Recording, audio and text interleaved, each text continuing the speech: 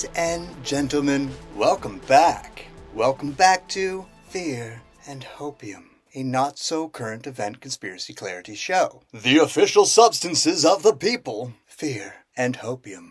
And I am your magical host, the Order of the Philosopher's Stone, the Eater of the Egos, the true wizard.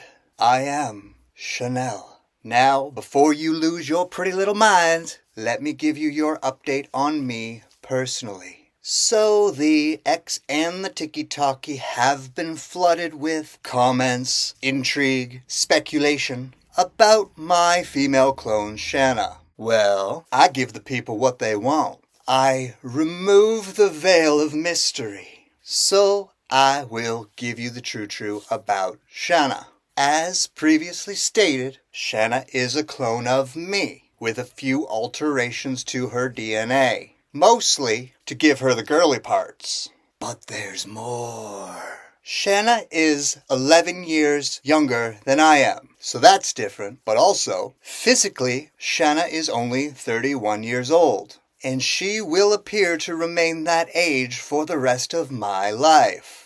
She has an off switch which will end her life whenever my life ends. But until then, she will not age no mo. No, not no mo. She also has the ability to shapeshift a little bit. She can adjust her height to be the appropriate height for whoever she's with, one of her many romantic partners. And when I say many, I mean a lot. Like a lot. She can also make adjustments to her lady parts, making her ass bigger for those who cannot lie, or to give herself an advantage in the sexual prowess area, or to win an arm wrestling match. She can make her eyeballs bigger and smaller, and she can puff up her lips to look like intertubes without getting the injections like the other ladies get. She can adjust the pigment of her skin, so she doesn't need the sun to get a tan, and she doesn't need to wear makeup. She has a day job teaching at Hogwarts, and a nighttime job as a cocktail bar waitress at the cloning centers in... Oops. Thanks, Bob. Good catch. On weekends, she does the 20 and back programs. And, of course, I download everything she had in here into here every Tuesday at 11:11 p.m. Eastern Standard Time. The more you know, the more you grow. And this was one to grow on. Anywho.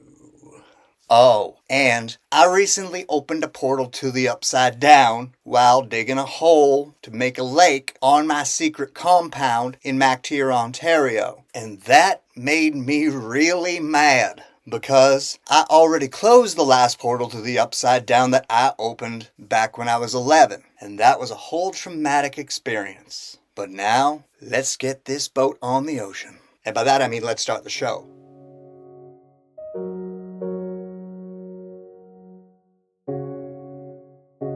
Now, for our first segment, we absolutely must discuss the Montauk Project. Now, what my savvy listeners already know, the Montauk Project is the inspiration behind the hit Netflix series called Stranger Things. Now, what they suspect, but don't know for sure, is that yours truly is the inspiration for the character 11 in the series Stranger Things. Netflix had to do that gender swap thing, because that's what they do, but they did right by me by using one of my mother's test tube DNA clones as the star of Stranger Things.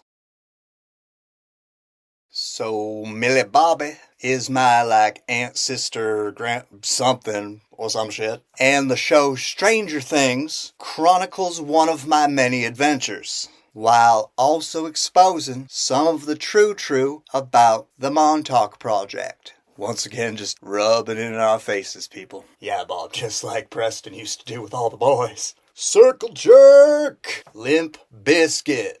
The Montauk Project was a super special, super secret project that started in Montauk, New York. I guess that's where it got its name. Clever. and took place in a dome underneath Camp Hero. And we know all about the Montauk Project due to the highly detailed and highly credible, well-cited books by Preston B. Nichols and Peter Moon. Now, it would take 5 3-hour-long videos or one very convincing tiki-talkie to give you all the true about the Montauk Project. So let me sum it up for you. I'll give you the gist. It all starts with Project Rainbow, which is the code name for the Philadelphia experiment. Yeah, you remember the Rainbow Room in Stranger Things?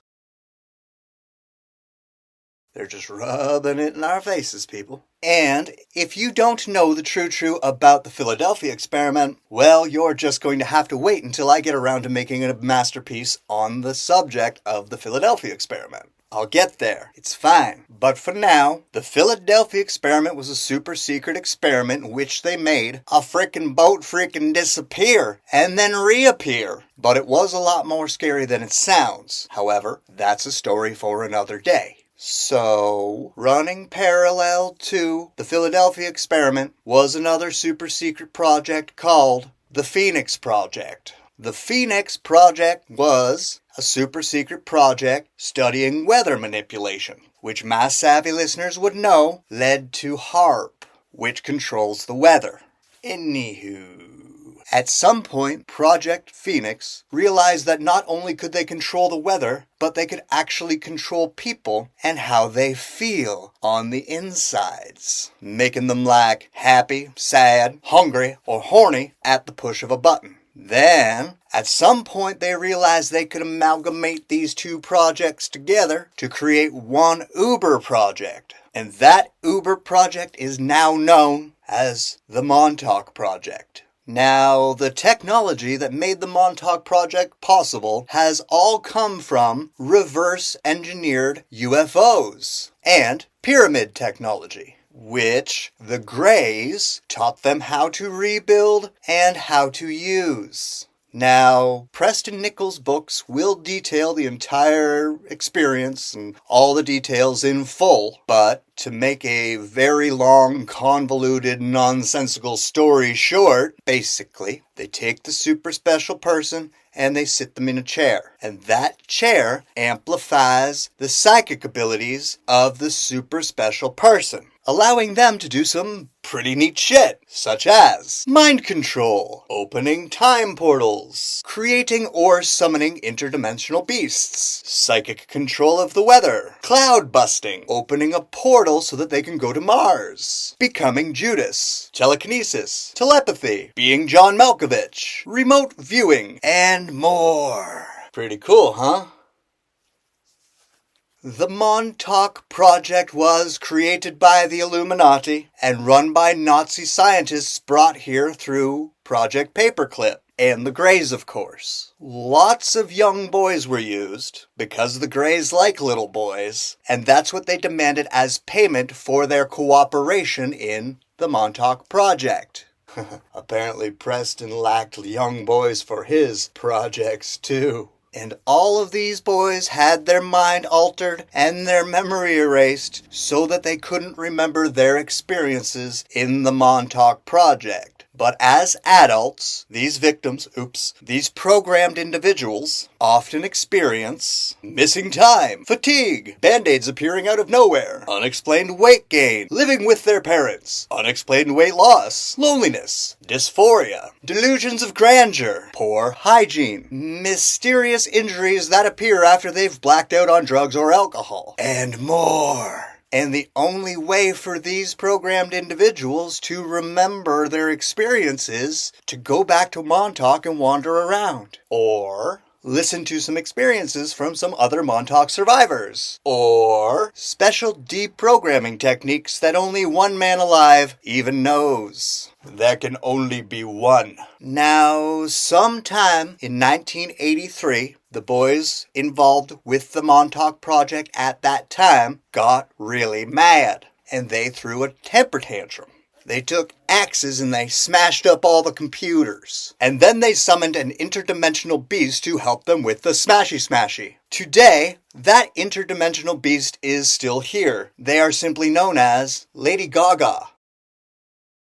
Anywho, that's what you do know, and what you don't know will tickle you. What y'all don't know is that was not the end of the Montauk project. They simply moved to a new location, built a new dome, and a new chair. And this new project was called the Montauk Project 2.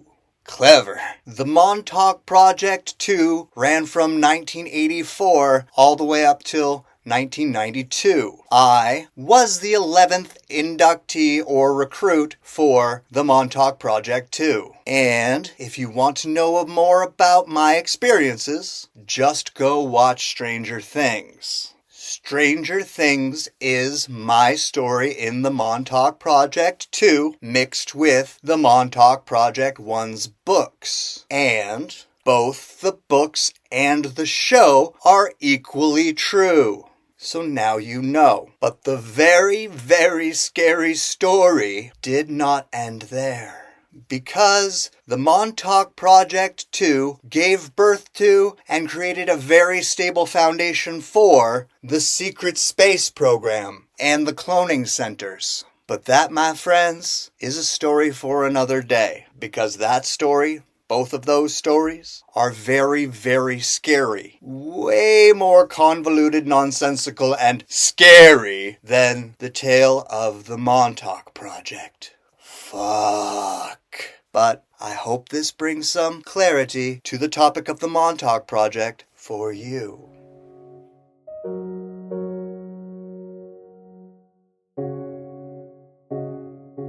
Oh, thanks, Bob. And now, I'm gonna break the rules. Chanel is going to give you a very special gift today by delivering to you the true about the mystery schools. Approximately 6,000 years ago, the Illuminati started the mystery schools as a way to control who gets to access the true. A parallel stream of education for very special people. This is how we keep the occult. Carefully selecting members from society to induct into the mystery schools, and also inducting their own members. These mystery schools are run in secret to properly educate the very special people about the truth of our world. The truth about angels and demons, ancient aliens and advanced technology, alchemy and magic, and all of that history that they erase. Students at the mystery school get to study all of these things. But these mystery schools are still highly compartmentalized. Different schools teach different stuffs. And the reason why the Illuminati selected that particular individual determines which of the mystery schools they will attend. And this all works because we convince the students at any given school that their school is the more superior school. Or sometimes we convince them that it is the only mystery school. That makes them feel special, and that specialness keeps them in line. Because everyone wants to be special, nobody will break the rules and give up their specialness. And we also convince them that the students at any other of the mystery schools they may be aware of are all losers. Now, it is a reasonable assumption to assume that Illuminati members place all of their own children into the mystery schools. But you have to remember that most of the members of the Illuminati are narcissists, sociopaths, and psychopaths who don't really like their own children because they see their own children as competition. So they typically just induct their cousins, sisters, brothers' kids, or their grandkids. And they also select super special children identified through super special programs in super unremarkable public schools. What the general public calls neurodivergence the Illuminati knows is hypersensory perceptions. And they know the true. These kids have superpowers.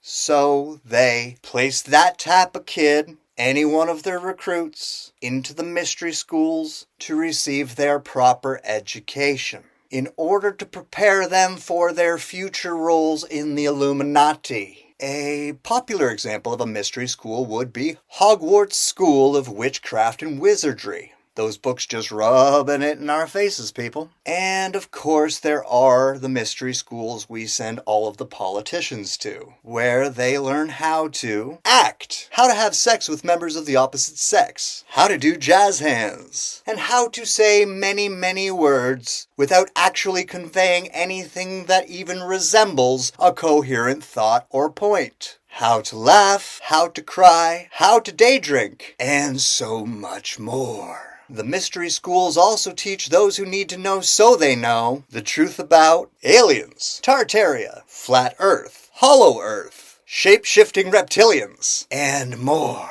But once again, only the coolest kids get to go to the mystery schools. No NPCs allowed. The mystery schools operate in every country in the world, except Australia. The mystery schools are a prerequisite for all the programs and projects run by the Illuminati. But not always for the cults, because cults require stupid people in order to help them operate. So we don't educate all of the cult members. Unagi. So to sum it up, the mystery schools are the way they keep the true away from the general public and only in the hands of the super special people. The mystery schools produce the people who write the curriculum for the public schools, which dumb down the masses, so that they can maintain their power and control. This is how they engineer the society. And so now you know. But I do have some good news. The cult of Chanel has opened its very own mystery school. And if you are listening to this, you too are super special. The sound of my voice raises your vibration, which makes you superior to all the people who do not listen to me. So you can potentially join my mystery school. All you have to do is make sure you tune in for future podcasts, to find out how. I might just tell you. And then you too can become a student of the Chanel Mystery School. Yeah, that's right. And I hope this brings some clarity to the topic of the mystery schools for you.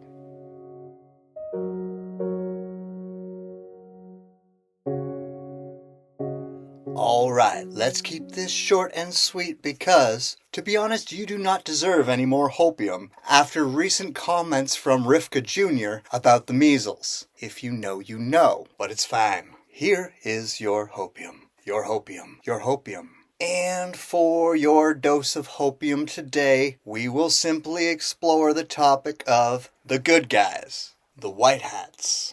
The white hats are bad guys who decided to be good guys after being bad guys long enough to graduate the Illuminati mystery schools and escaping the programs, projects, and cults of the Illuminati. The white hats have created their very own parallel structure that copies all of the tactics and practices of the Illuminati structure, but they're the good guys, so it's fine.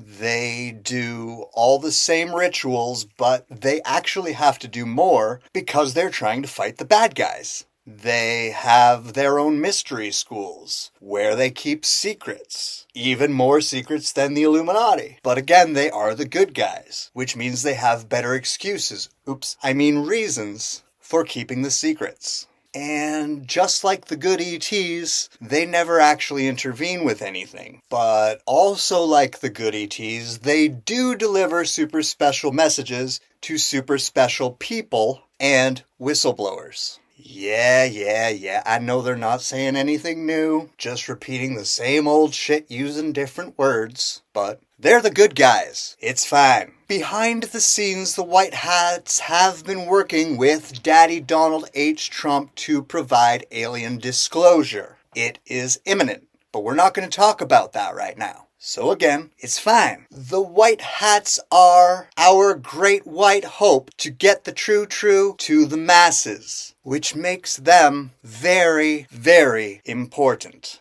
And I hope that brings some clarity to the topic of the white hats, cowards, for you.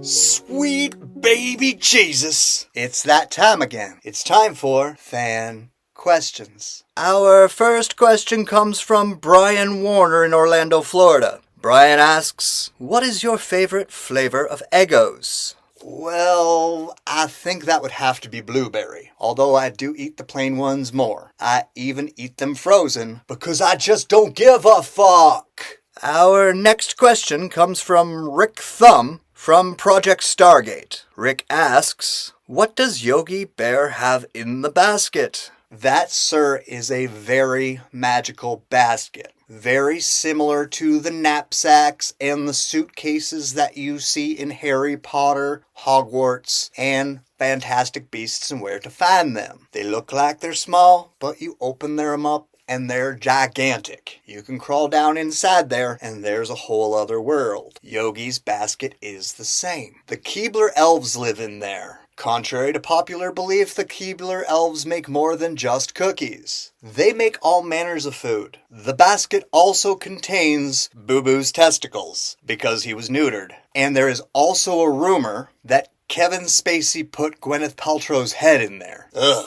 I mean, I have no problem with a severed head being in there, but Gwyneth Paltrow? And our third question comes from Rose Mayfair in Louisiana. Rose asks, since you frequently visit Mars, can you share a secret about Mars? And how well is this email address encrypted? I want to send you some nudes, but don't want the white hats to see. Oh, sweetie, nobody sees my emails except for me, so send away. But back to the meat of your question. What I can divulge to you about Mars is, well, you know that face on Mars? Well, if you get close enough, you will see that that is the face of someone you know. Or if NASA would stop blurring up the photos so that we could see the true, we would all know the face on Mars is the face of Corey Feldman. Corey Feldman is a Martian. He has Martian test tube DNA. He was a pharaoh on Mars. Hollywood actually told us this true in Friday the 13th Part 4, the final chapter, allegedly. Just rubbing it in our faces, people. Alright, if you want to send questions to get answered on this here program, you know what to do. Here's the email.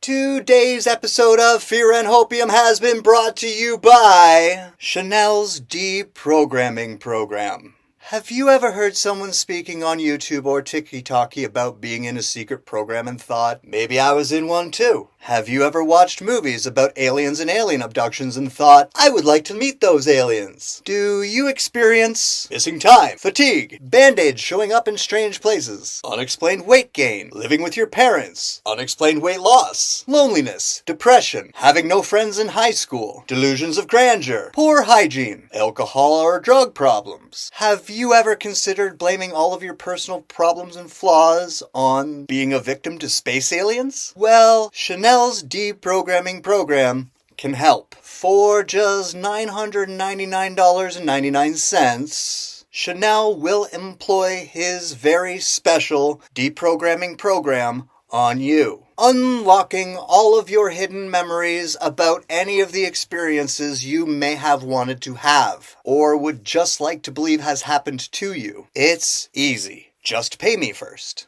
I am, after all, the only man alive on Earth who has this knowledge and the ability to unlock your memories. And if you sign up now, I will send men in black to your house to kidnap you out of your bed while you are sleeping. So make sure you wear clean underoos. These men in black will bring you to my dome. In that dome, they will lead you to a very special chamber and sit you down in a very special chair. Get naked and sit in the chair. I will then employ my hands-on techniques to deprogram you. Just ignore what my hands are doing. Any sensations you are feeling in your genitals are just part of the process. Trust me. Just go with it. It's fine. And once your vibrations are high enough, I will slip you some LSD. And then I will tell you what you remember. No qualms. So do not waste any more time. Sign up today. Once the deprogramming program is complete, I will formally vet you so that you can go on the circuit of podcasts, sharing all of your freshly unlocked memories. And then you can make your own YouTube channel. So save your pennies, start working out so you look good naked, and sign up for Chanel's deprogramming program today.